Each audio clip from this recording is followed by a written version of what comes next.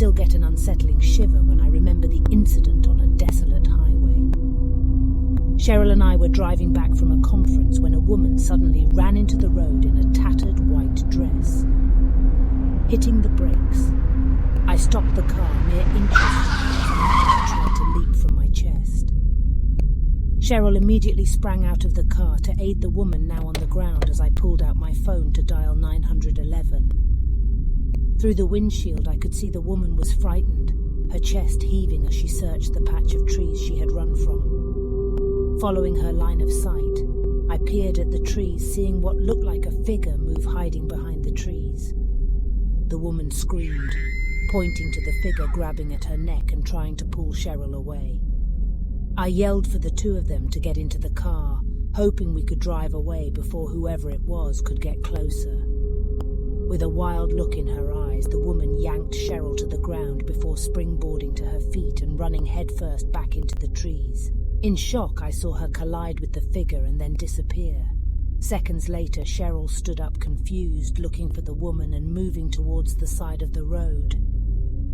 I screamed at her to get back in the car when she paused to pick something up from the ground.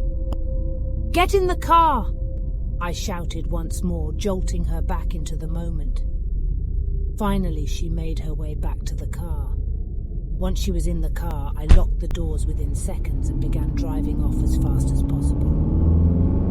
In the passenger seat, Cheryl sat in silence, unbuckled and staring at the thing she had picked up. After some time, I finally started to slow down, bringing the car to a stop. Checking the mirrors, I confirmed that we were the only ones on the road. "What are you holding?" I asked, looking down at her hand. She opened her hands, revealing a simple chain with a diamond-encrusted smiling face with a red ruby for the right eye. "It's whispering," she said in a low voice. Slowly she looked up at me, and for a second her right eye had a red glimmer in it. "He's waiting." She moved to get out of the car, and I instinctively put the car in drive, speeding off once again. Cheryl fell back into the seat, dropping the necklace. Seeing the fog leave her eyes, I slowed down about to stop when I noticed the figure appearing at the tree line. "What is going on?" I asked, accelerating as the figure turned into a man in a white suit and stepped out of the trees. His eyes focused on Cheryl with a slow smile appearing on his face. "Don't touch that!" I yelped as she bent down to pick up the necklace.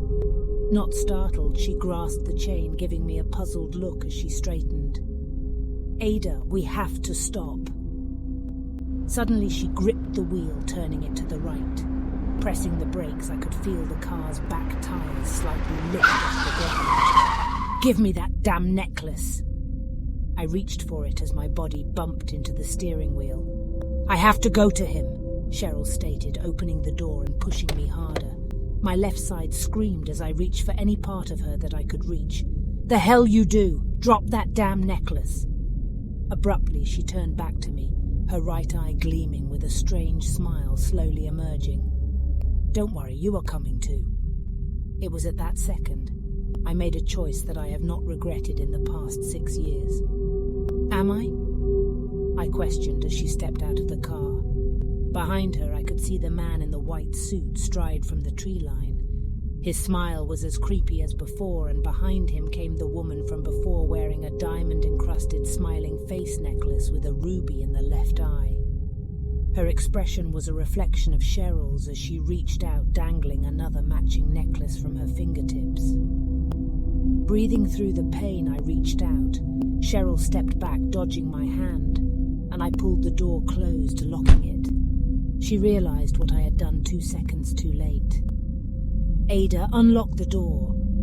She pulled at the door handle. "You'll understand once you touch the necklace." I blinked, staring at her for a hard second as I considered what I would tell her family. "Goodbye, Cheryl." I shifted the car into reverse, just missing her toes, swirled the car to the left and peeled away with what was left in the gas tank. For months, the authorities searched the woods on the stretch of road she went missing from. Turns out Cheryl was not the first, and others have come forward with tales of a woman running into the road scared. If you want my advice, If you see a woman run from the tree line while you're driving down the highway, drive around her.